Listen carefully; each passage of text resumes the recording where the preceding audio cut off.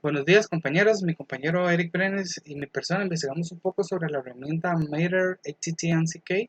Nos dimos a la tarea de investigar qué es esta herramienta, cómo nos puede ayudar, qué ventajas tiene, los beneficios que nos puede traer, de cómo implementar esta herramienta en el día a día. Esta herramienta es una base de conocimiento que ha ido creciendo a través de los años, nos puede otorgar un marco que nos permite enumerar y detallar muchas técnicas o tácticas que son utilizadas dentro de una taxonomía.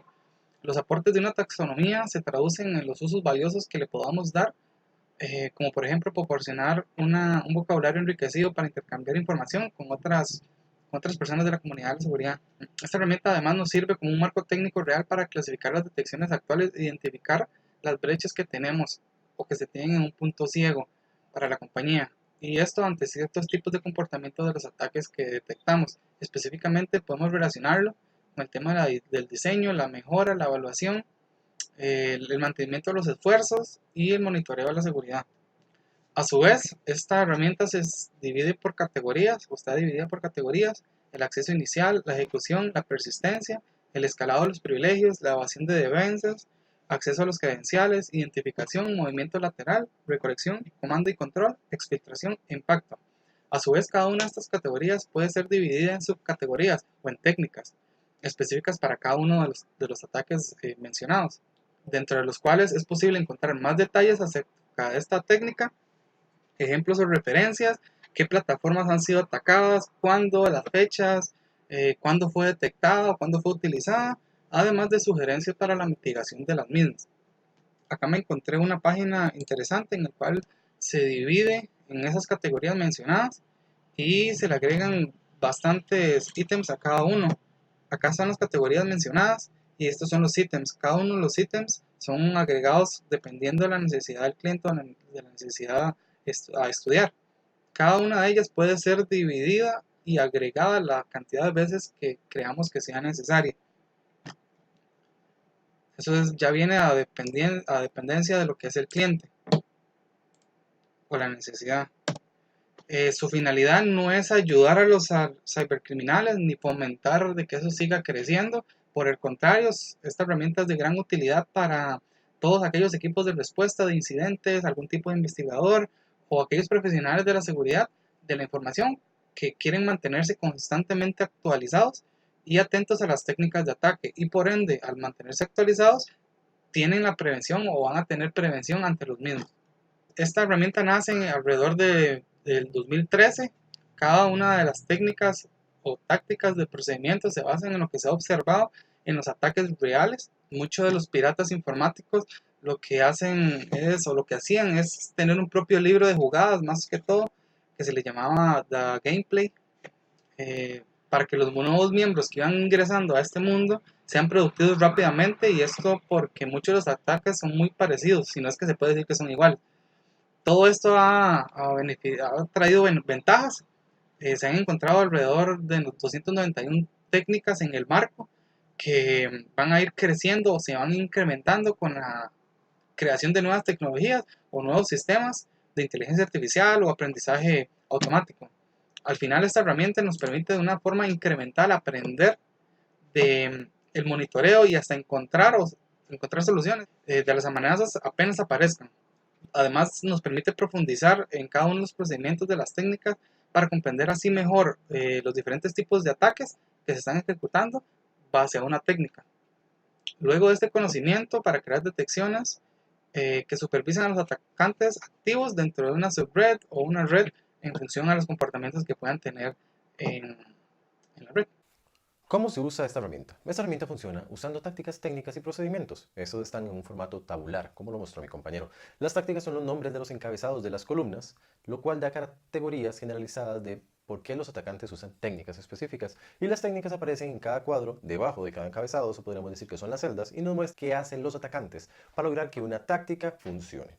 Los procedimientos, proporcionándonos instrucciones más detalladas sobre cómo una técnica específica ha sido implementada por cada atacante, incluso hasta el grupo de atacantes y su naturaleza. La matriz ha sido organizada de izquierda a derecha. Es una organización ligada cronológicamente a la secuencia de pasos que un atacante seguirá finalmente filtrados los datos o para poder llegar a un servidor. El extremo izquierdo es la entrada inicial del viaje de un atacante. Antes de empezar, tenemos ciertos detalles que debemos de tener. Por ejemplo, hay que conocer ¿Cuál es la organización? ¿Cómo podemos darnos cuenta de esto? Pues tenemos que saber cómo opera nuestra organización, de dónde provienen nuestros ingresos, cuáles son las listas de activos, y esto significa tener categorías y priorizar cada uno de esos activos, tener tal vez propiedad intelectual, sistemas terciarios y saber cuáles son nuestros sistemas principales. Tras tener esta lista hay que hacerse unas cuantas preguntas. ¿Cuál es el impacto en el negocio si alguno de estos activos que tenemos en la lista falla? ¿Qué pasaría si algún atacante tuviera acceso a alguno de los activos anteriores? ¿Qué ganaría? ¿Cuánto daño nos podría causar? Tras conocer estos datos, el siguiente paso sería entender cuáles serían los objetivos de los atacantes y así tener una idea más clara de cómo nos podrían llegar a atacar. Ahora debemos de hacer la elección de la técnica. Sabemos que hay muchas técnicas, ya vimos en el documento que pueden haber más de 295 técnicas, por lo menos hasta el momento, y es fácil que cualquiera pueda llegar a intentar encontrar una y que no se le dé. Significa que podríamos llegar a confundirnos o simplemente perdernos y no poder llegar al objetivo de utilizar esta herramienta. Para evitar esto utilizamos la matriz. Sabiendo que esta matriz es incremental y cronológica, debemos primero encontrar cuáles son los datos más vulnerables de nuestro sistema, cuáles son nuestros sistemas confidenciales. Eso nos vamos basando en la lista que creamos en el punto anterior y teniendo ya esto podemos escoger las técnicas que van a estar interactuando directamente con cada uno de estos activos que nosotros escogimos. Por lo tanto, es muy importante que en la sección del modelado de amenazas podamos encontrar cuáles son estos activos y ahí poder empezar a hacer los controles que necesitamos. Dificultad del ataque. Puede que tras el punto anterior redujáramos la lista, pero eso significa que tal vez le quitamos unas 20, 30, aún así tendríamos muchísimas técnicas que podríamos aplicar a nuestros controles. ¿Qué es lo que pasa? Que deberíamos de utilizar un tipo de clasificación. Estas clasificaciones pueden ser de diferentes formas, pero en este caso vamos a ver una que propuso Travis Smith de Tribeware en esta convención que tuvieron en el 2018, Mitre Attack Con, y la presentación se llama Attack as a Teacher. Teacher es la clasificación que vamos a ver y se vería de la siguiente manera.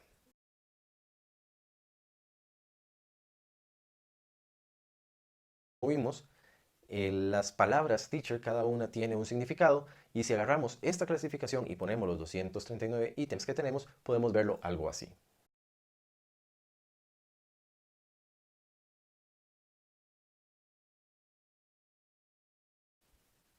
El proceso. Bueno, para empezar con el proceso de utilizar esta herramienta tenemos que tener primero las fuentes de los datos. Hay que revisar bien de dónde vamos a sacar nuestros datos.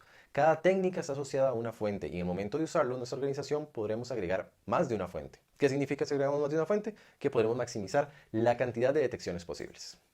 Tras tener en cuenta cuáles son las fuentes que teníamos, ahora vamos al siguiente paso, que es la recolección de nuestros datos. Ahora vamos a tener que cada uno de los eventos que vayan surgiendo van a ir dando elementos que podemos estar usándolos. Claro, ya tenemos que saber cuáles son las fuentes de nuestros datos y necesitamos un repositorio para guardar toda la información que vayamos recabando. Por lo tanto, podríamos usar una base de datos gráfica e implementar un tipo de diccionario de datos o un modelo de información común. Tras tener los datos dentro de nuestra base de datos, vamos a hacer un análisis de los mismos. Este proceso consiste en inspeccionar, limpiar y transformar los datos del objetivo a resaltar, teniendo una información útil. Podríamos, tras tener este análisis, salir con conclusiones y hasta nos pueden dar la forma de apoyar en decisiones importantes. Por lo tanto, cuando tengamos estos datos, debemos registrarlos y depurarlos. Crear y mantener un ciclo de vida. Ok, esto es algo muy importante, porque el ciclo de vida es el que va a llegar y darnos al final la funcionalidad concreta de esta herramienta.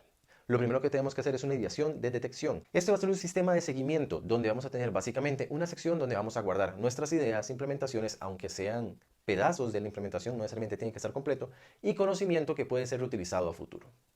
¿Por qué vamos a tener esto así? Porque la idea es que cada uno de estos ítems vaya evolucionando hasta que podamos llegar a la siguiente sección, que es la creación de una detección. Tras tener la idealización completa, es decir, el diseño de nuestro control completo, vamos a empezar el desarrollo. Tras terminar esto, siendo un código lo que vamos a generar, vamos a registrar todo lo que se tuvo en el proceso de la creación. Y aparte de eso, vamos a etiquetarlo como listo para las pruebas. Esto nos lleva al siguiente paso, que es la prueba de detección. Esta se da en un ambiente de pruebas, o debería de darse en un ambiente de pruebas solitario, o sea que no sea el mismo donde vamos a estar trabajando siempre.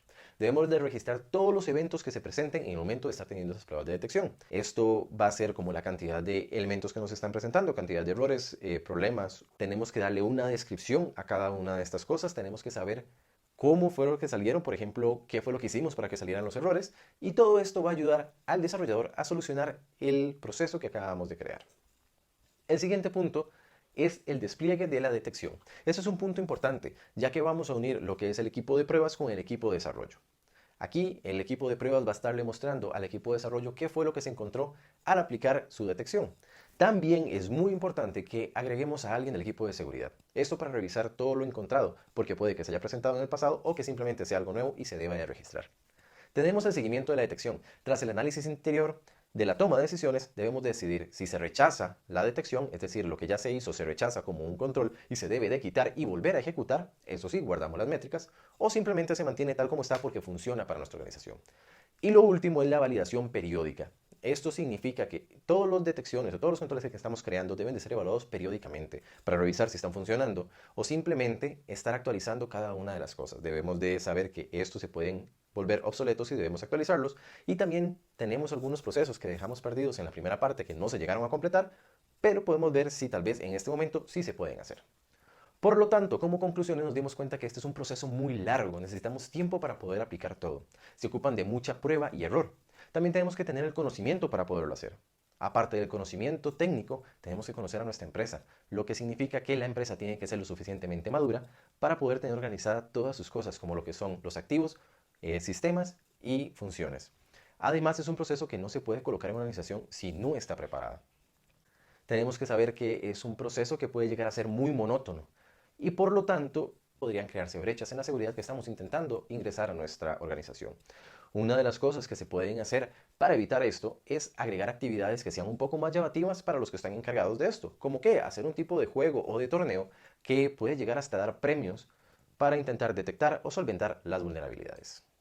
Muchísimas gracias.